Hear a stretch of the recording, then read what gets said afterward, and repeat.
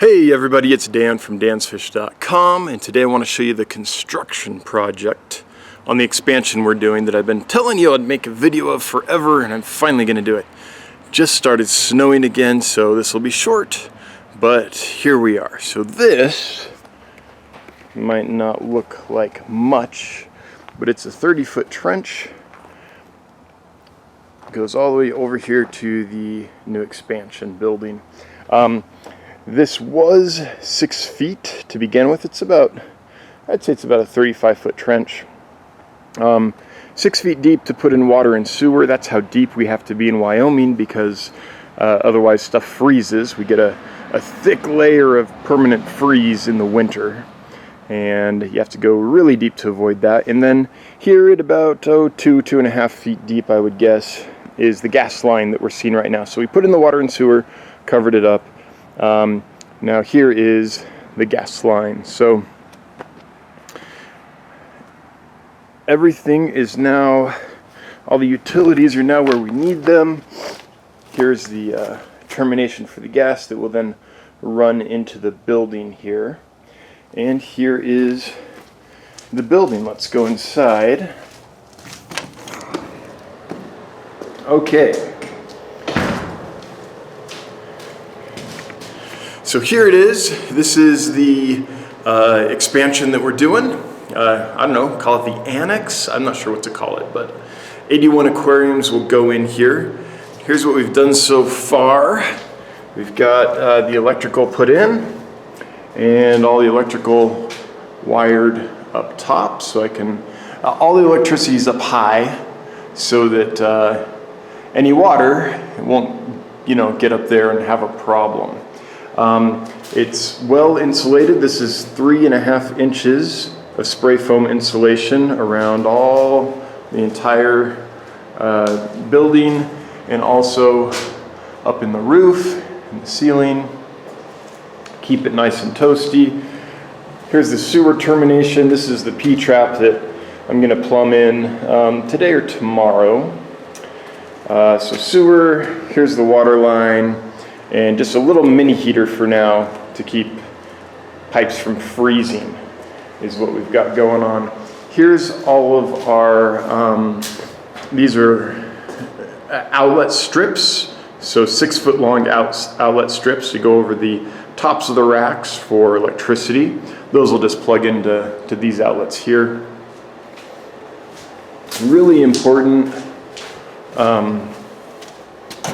all of these are, water friendly, except for one that I can plug in some equipment that I want to be harder to trip, like a furnace, things like that I don't want to trip easily.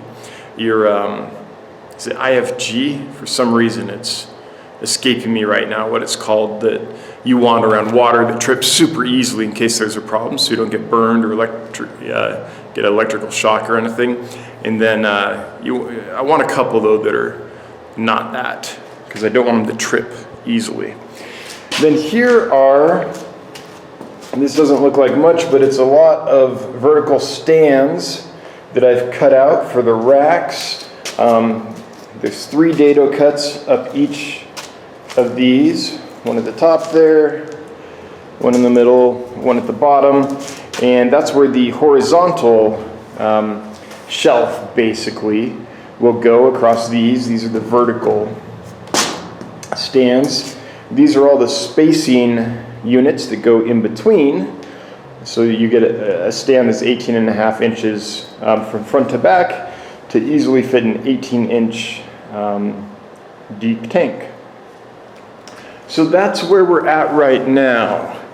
The next thing, well, there's a couple of next things. I'm going to put all those racks together, but I'm going to do those half at a time. I'll put half of them up, get the tanks drilled, get them all put up, and then I'll do the second half. If I do it all at once, then I'll just run out of room to work efficiently in here, and I don't want to do that.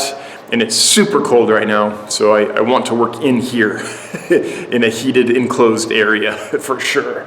Then the other thing is, the next big project that goes in tandem with that is all the PVC that has the water system in it and the air drops in it. So all those valves are on their way, and as soon as they arrive, I'll be drilling a whole bunch of PVC and putting a bunch of valves in.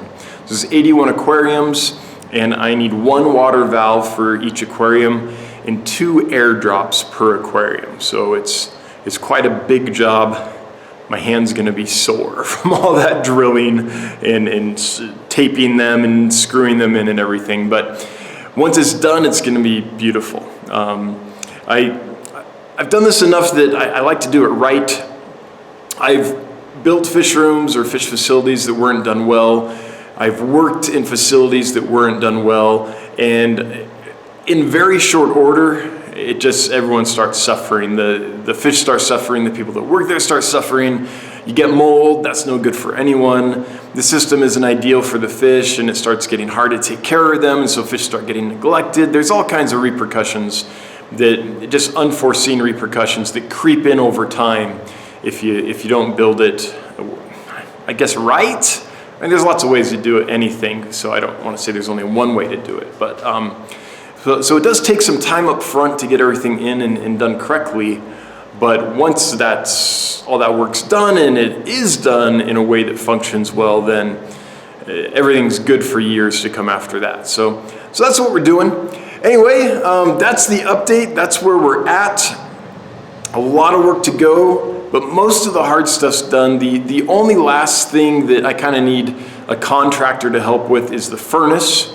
So that's gonna happen too in the next, hopefully in the next week, that'll be up. And so I won't have to rely on this little room heater anymore. I'll have an actual gas-powered furnace that is efficient and does a good job. So, but besides that, everything else I can pretty much do myself. So anyway, hope you liked this. If you did, if you consider liking, subscribing, hitting notification bells, sharing, all that jazz would be most appreciated. And until next time, I hope you have a good one. Bye-bye.